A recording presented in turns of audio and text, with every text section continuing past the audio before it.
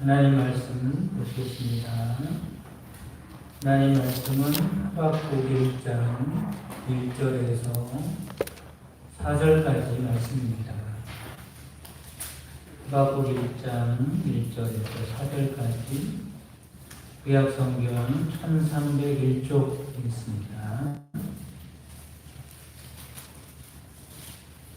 은혜로 주신 하나님 말씀 공독해 드리겠습니다. 선지자 하박국이 묵시로 받은 경고라. 여호와여, 내가 부르짖어도 주께서 듣지 아니하시니 어느 때까지리까? 내가 강포로 말미암아 외쳐도 주께서 구원하지 아니하시나이다. 어찌하여 내게 죄악을 보게 하시며 회옥을 눈으로 보게 하시나이까? 겁탈과 강포가 내 앞에 있고 변론과 분쟁이 일어났나이다.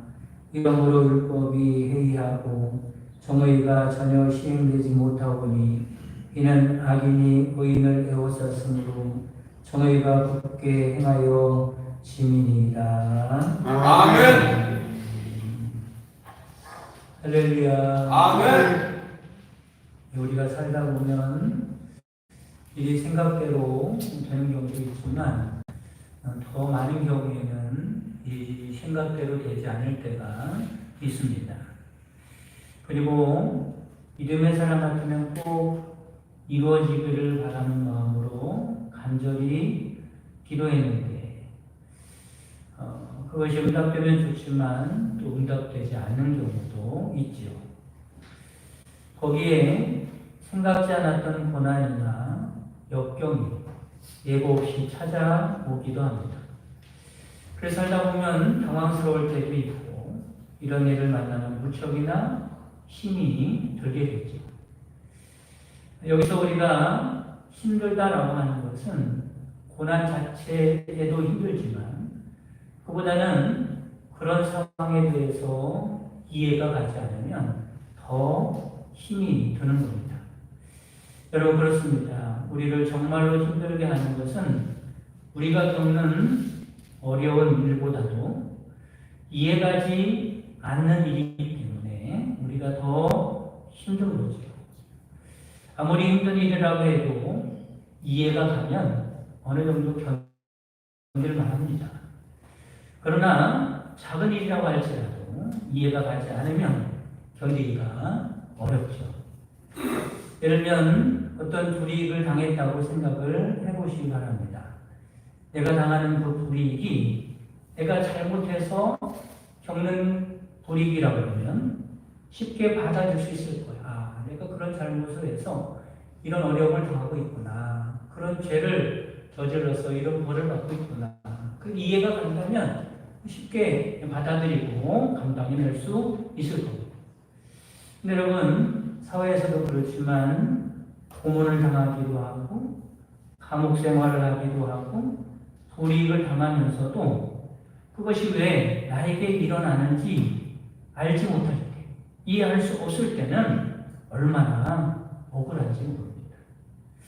그래서 사람들은 어떤 일을 당하면 무엇보다도 왜 이 일을 내가 당해야만 하는가라고 하는 것을 이해하고 싶어 하죠. 어떤 경우는 이해를 하다 안 되면 인위적인 방법을 동원해서라도 그것을 이해해 보려고 그런 겁니다. 그래야 그 문제를 넘어가기 쉽기 때문에 그렇습니다. 여기 액땜이라는 거 들어보시죠? 액땜을 한다. 그렇죠. 액땜이 뭡니까? 앞으로 큰 재앙을 만나게 될 텐데 지금 만난 그 고난, 작은 고난은 앞으로 만날 큰 재앙을 미리 받는 것이라고 생각합니다. 그래서 이 고난을 받으면 앞으로 일어날 큰 재앙을 넘어갈 수 있다. 이런 생각을 하는 겁니다. 지금 받는 고난을 가지고 그렇게 이해를 해보는 거죠. 업보라는 거 들어보셨죠? 업보. 업보가 뭡니까? 내가 지금 어떤 고난을 당하고 있어요. 그럼 이게 업보다. 전생에 내가 큰 죄를 저질러서 지금 이런 일을 고난을 당하는 것이다. 그러면서 뭘 해보려고 하는 거예요? 지금 만나는 고난에 대해서 이해를 해보려고 그러는 겁니다. 그래야 그래도 마음이 홀가분하고 그 어려움을 잘 넘어갈 수 있기 때문에 그렇습니다. 본문에 등장하는 하박국 선지자가 바로 자기가 겪게 된 이 어려운 상황, 이 힘든 사건을 이해해 보려고 몸부림을 쳤던 선지자입니다. 그러면 먼저 하박국 선지자가 이해하지 못했던 문제가 무엇일까? 크게 두 가지입니다. 하나는 왜 거룩한 길을 걷고 있는 의인들을 힘들게 살고 있는 것일까? 믿음의 사람 같으면 그렇죠. 내가 신앙생활을 열심히 잘하고 있는데 하나님의 뜻대로 살려고 애를 쓰고 있는데 왜 의인들이 힘들게 살고 있는가? 반면에 불의한 길을 걷고 있는 악인들은 왜 별 어려움 없이 잘만 살고 있는가? 라고 하는 거죠. 두 번째 혼란한 것이 뭐냐면 왜 하나님께서 택하신 남유다 백성들은 하나님을 대적하는 이방 나라에게 정복을 당하고 지배를 당하고 고난을 당해야 하는가라고 하는 문제입니다. 그럼 하박국은 이런 이해가지 않는 문제에 대해서 어떻게 해결을 했을까? 세 가지 호소에 대해서 말씀을 드리도록 하겠습니다. 첫째로는 하나님을 찾았다라고 하는 거죠. 여러분 따라 그래서 하나님을 찾았다. 하나님을 찾았다. 2절에 보면 어떻게 시작하죠? 여호와여 이렇게 호소하죠. 이것이 하박국의 호소의 첫 번째입니다. 하박국 선지자가 먼저 하나님 앞으로 나아가서 하나님을 찾아. 성경의 인물은 대부분 그 이름이 그 인생의 특징을 보여주죠. 예를 들면 아브라함 그러면 열국의 아버지라고 하는 뜻을 갖고 있습니다. 아브라함이 믿음의 조상 아닙니까? 얼마나 어울리는 이름이에요. 베드로는 반석이라는 뜻을 갖고 있습니다. 초대교회 영적인 지도자로서 잘 걸맞는 이름입니다. 그럼 본문에 나오는 하박국이라는 이름은 어떤 뜻을 갖고 있을까? 하박국이라고 하는 이름의 뜻은 씨름하다, 몸부림치다 이런 뜻을 갖고 있어요. 여러분 어때요? 잘 어울리죠? 하박국은요 하나님 앞에서 몸부림치던 사람, 하나님 앞에 나가서 씨름하던 사람입니다. 나에게 왜 이런 일이 일어나게 되었습니까? 이해해 보려고 애를 썼던 사람. 여러분 그렇습니다. 인생을 살다 보면 이해할 수 없는 일을 만나게 되죠. 이럴 때에 믿음의 사람으로서 세상 사람들과 같이 죄책감에 빠지지 마시고 말도 안 되는 액땜이나 업보 타령하지 마시고 하박국 선지자와 같이 하나님 앞에 나가서 이 문제를 붙들고 몸부림칠 수 있는 여러분 되시기를 간절히 바랍니다. 아멘. 왜 그렇습니까? 인생의 문제의 해답은 누가 가지고 있어요? 하나님이 가지고 계신 줄 믿으시기를 바랍니다. 아멘. 제주도에 가면 세계에서 가장 긴 미로공원이 있습니다. 미로공원. 제가 사진을 준비해봤는데 보이시죠? 메이치랜드라고 하는 미로공원입니다. 제주도에 있는 곳. 세계에서 가장 길다고 그러네요. 이 미로는 입구로 들어가면 어디로 가야 할지 도저히 알 수가 없죠. 그래서 말 그대로 미로입니다. 미로. 두 번째 사진을 보면 미로에 들어가면 이리 가야 할까 저리 가야 할까 선택을 잘해야죠. 수많은 시행착오를 거쳐서 출구로 나오게 되는 겁니다. 그러면 사람마다 차이는 있긴 하지만 어떤 사람은 30분도 걸려요. 어떤 사람은 1시간도 걸려요. 거기서 그냥 헤매게 되는 거죠. 미로입니다. 그런데 미로 속에 있기 때문에 길이 보이지 않는 곳이지 높은 곳에 올라갔다고 생각을 해보세요. 높은 곳에 올라가면 미로가 다 보이지 않겠습니까? 그렇죠? 저렇게 미로가 다 보입니다. 높은 곳에 올라가서 그 미로를 보면 입구와 출구가 보여요? 안 보여요? 입구에서부터 출구까지요. 한눈에 길이 쫙 보입니다. 그래서 높은 곳에 있는 사람에게 물어보면서 저 무전기로 전화로 물어보면서 안내를 받는다. 1, 2가 오른쪽으로 가 이번에 왼쪽 선택이 이러면서 미로를 따라가면 금방 출구까지 나올 수 있을 겁니다. 여러분 우리 인생도 마찬가지로 깨달으시길 바랍니다. 아멘. 우리 인생 길은 마치 미로와 같습니다. 인생 속에서 살고 있는 우리는 인생길을 찾기가 어렵죠. 헤맬 때도 많고 잘못된 길을 갈 때도 많이 있습니다. 그러다 낭패를 당하게 되죠. 다른 사람에게 의논하는 것도 얼만큼의 도움도 되고 위로가 되기는 하지만 서로 어때요? 인생 속에 있는 사람들, 너도 위로 속에 있는 사람, 나도 위로 속에 있는 사람. 그러니 사실은 정확한 길을 안내해 줄 사람은 아무도 없는 거예요. 그러나 하나님은 다른 거죠. 하나님께서는 마치 높은 곳에서 위로를 바라보다 우리 인생 전체를 바라보고 계신 분이기 때문에 하나님께 물어보고 안내를 받는 것이 가장 정확하고 확실한 기름을 믿으시기를 바랍니다. 아멘. 그래서 믿음의 사람들은 인생의 문제를 만났을 때 제일 먼저 찾는 게 누굽니까? 하나님을 찾는 거죠. 하나님께 묻고 하나님 앞에서 씨름하는 거죠. 하박국은 도저히 이해할 수 없는 사건들 앞에서 혼자 고민하지 않았습니다. 지혜롭다고 하는 사람을 찾아가지 않았습니다. 하나님 앞에 달려가서 외치지요. 여호와여, 하나님이여. 여러분, 우리도 이렇게 해야 할 줄 믿으시기를 바랍니다. 아멘. 내 힘으로 해결할 수 없는 문제를 만나면 하나님 앞으로 달려가서 여호와여 소리를 지르시기 바랍니다. 도저히 어떻게 해야 할지 모르는 문제 앞에서 하나님 앞에 나가 소리 지르시기를 바랍니다. 아멘. 아무리 생각해도 이해할 수 없는 일을 만나면 엉뚱한 데 가지 말고 엉뚱한 생각하지 말고 하나님 앞에 나가서 씨름하시기를 바랍니다. 아멘. 하나님이 분명히 우리의 안내자가 되어 주실 줄 믿습니다. 아멘. 두 번째는 인내해야 하는 거죠. 2절 말씀 보면 이렇게 기록되어 있습니다. 내가 부르짖어도 주께서 듣지 아니하시니 어느 때까지니까 내가 강포로 말미암아 외쳐도 주께서 구원하지 아니하시나이다. 하박국 선지자가 이해할 수 없는 문제 앞에서 하나님 앞에 달려나가 씨름합니다. 그리고 하나님 앞에 가서 그 문제를 내놓고 묻고 하나님께 매달리지. 이렇게 해서 그 문제가 바로 해결되면 얼마나 좋겠습니까? 하박국이 그것을 고백하고 있고 내가 하나님께 기도했고 하나님께 매달려도 하나님이 침묵하시는 겁니다. 그것도 잠깐 침묵하신 게 아니라 너무나 오랫동안 침묵을 하신 거예요. 그래서 호세아 두 번째 호수가 무엇입니까? 어느 때까지니까. 하나님 어느 때까지. 여러분 우리도 마찬가지입니다. 인생에 이해할 수 없는 문제를 가지고 하나님 앞에 나왔다면 참 잘하는 일이죠. 믿음을 가지고 하나님 앞에 나왔으니 하나님께서 바로 응답해 주시면 얼마나 좋겠습니까?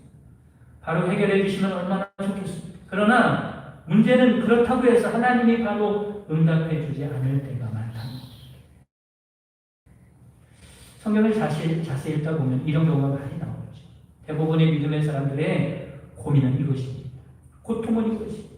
하나님의 응답을 원해서 기대하는 마음으로 하나님 앞에 달려나와 기도하는데 자기 생각보다 그 응답이 너무나 더디고 시편 13편 1절에서 2절 말씀을 보면 다윗도 이렇게 절규하지. 여호와여 어느 때까지니 나를 영원히 잊으셨나이까? 주의 얼굴을 나에게 어느 때까지 숨기시겠나이까? 나의 영혼이 번민하고 종일토록 마음에 근심하게 어느 때까지 하고 내 원수가 나를 치며 자랑하기를 어느 때까지 하리. 그러면 우리는 생각을 해봐야 돼요. 하나님께서는 왜 이렇게 오랫동안 침묵하신 것인가? 왜 이렇게 우리를 애태우는 것인가? 그것은요 관심이 다르기 때문에 그래요. 하나님의 관심은 사실은 문제 해결에 있을 때가 별로 없습니다. 왜냐면 하나님 마음만 먹으면 그 문제를 금방 해결할 수 있는 문제들이거든요. 우리는 문제 해결에 관심이 많은데 하나님의 관심은 그런 데 있다기보다도 믿음의 훈련에 관심이 있습니다. 여러분 믿음이라는 것은요 기다리는 과정을 통해서 인내하는 과정을 통해서요 그 믿음이 자라는 그 믿음이 단단해지고 강해지고 그리고 결국에는 하나님이 맞다는 사실을 알게 되는 거죠. 아, 하나님께서 이런 일을 이루시려고 이렇게 나를 훈련시키시려고 이런 믿음의 사람으로 만들려고 하나님이 이렇게 침묵하셨구나라는 것을 알게 되는 겁니다. 기다릴 줄 모르는 사람, 참을성이 없는 사람은 믿음이 자라지 않아요. 늘 자신의 뜻대로 돼야 만족하는 사람이기 때문에 그렇습니다. 그리고 자신의 뜻대로 되지 않는다면 하나님도 떠날 사람이에요. 그래서 진짜 성도는 어느 때까지입니까? 묻는 과정이 있어야 하는 겁니다. 현대를 대표하는 영성가 필립 얀시라고 하는 사람이 이 주제를 가지고요 책을 3권이나 썼어요. 그의 책에서 이렇게 말합니다. 이런 몸부림, 이런 영적 갈등은 참된 신자들만 할 수 있는 것이다. 가짜 신자는 절대로 이런 갈등을 참아낼 수 없다. 이렇게 말을 했어요. 여러분 무슨 말입니까? 진짜 믿음의 사람들은 이런 갈등의 과정을 거치면서 끝까지 하나님을 믿고 참아내고 견디는 사람이라는 말을 하고 있는 거예요. 이런 사람이 진짜 하나님을 믿는 사람이라는 거죠. 반대로 믿음 없는 사람들은 바로 자신의 뜻대로 안 되면 포기하고 하나님을 떠나고 말 것이라는 말입니다. 여러분 바라기는 참된 믿음으로 인내할 줄 아는 여러분 되시기를 간절히 바랍니다. 아멘. 함께 하시는 분으로 하나님의 뜻이 그 안에 담겨져 있는 거죠. 세 번째는 하나님을 믿고 순종해야 한다라고 하는 겁니다. 따라오겠습니다. 하나님을 믿고 순종해야 한다. 하나님을 믿고 순종해야 한다. 본문 3절에 보면 이렇게 말씀하고 있어요. 어찌하여 내게 죄악을 보게 하시며 패역을 눈으로 보게 하시나이까. 이 말은 이런 말입니다. 하박국은 오랜 기다림 끝에 드디어 하나님께 응답을 받았어요. 그런데 이것도 문제였어요. 왜냐하면 자신이 원하던 응답이 아니었기 때문에 그렇습니다. 그래서 하박국은 3번째 호소를 하지요. 어찌하여 이렇게 했습니다. 어찌하여. 이처럼 믿음을 가지고 기다렸는데도 자신이 원하던 응답이 아닐 때 사람들은 보통 2가지 반응을 보입니다. 어떤 반응을 보이냐면 먼저는 하나님의 응답을 거절하죠. 하나님, 제가 원하는 게 아니었어요. 하나님, 저의 기도의 응답이 아닙니다. 내 뜻이 아닙니다. 라고 하면서 하나님의 응답을 거절하는 겁니다. 대표적인 사람이 요나죠. 요나. 하나님은 분명히 요나에게 말씀하셨지만 자신의 생각과 다르다는 이유로 그 말씀을 버리고 떠나게 합니다. 2번째는 하나님의 응답을 믿고 끝까지 따르는 사람입니다.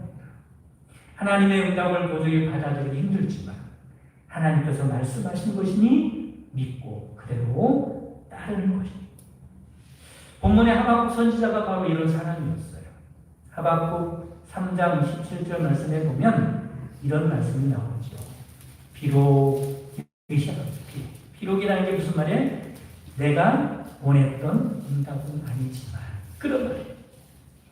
그 내용이 뭐예요? 무화과 나무가 무성치 못하고 포도나무에 열매가 없으며 감람나무에 솔출이 없으며 밭에 먹을 것이 없으며 우리의 양이 없으며 외양간에 소가 없을지라도 나는 여호와로 말미암아 즐거워하며 나의 구원의 하나님으로 말미암아 기뻐하리라. 내가 하나님을 믿습니다. 그렇다고 내가 하나님을 저버리지 않습니다. 하나님을 끝까지 바라보고 따르겠습니다. 이런 의미가 담겨져 있는 고백이에요. 현실 상황을 보면 아니지만 오직 하나님을 바라보겠다. 내가 믿는 분은 상황이 아니잖아요.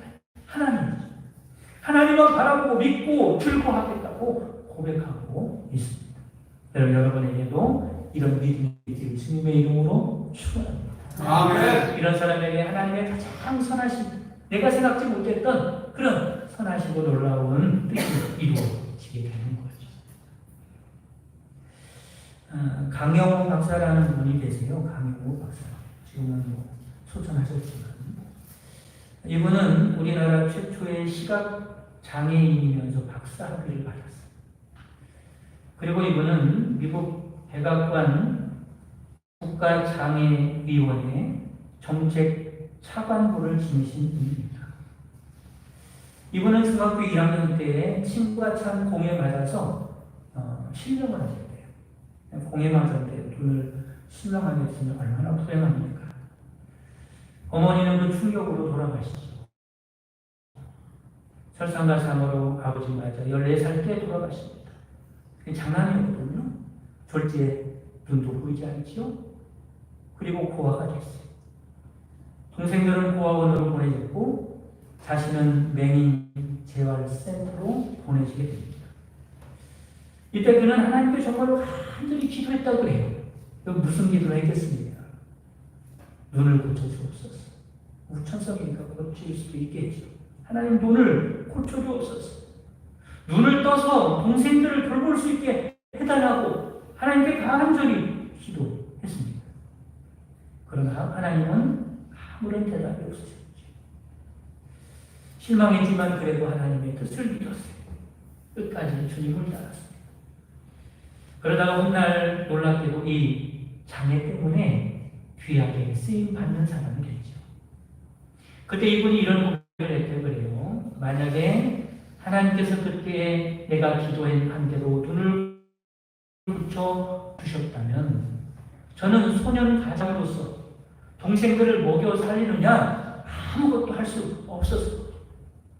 하나님께서는 나의 미래를 계획하시고 내 기도대로 응답하지 않으셨던 것입니다.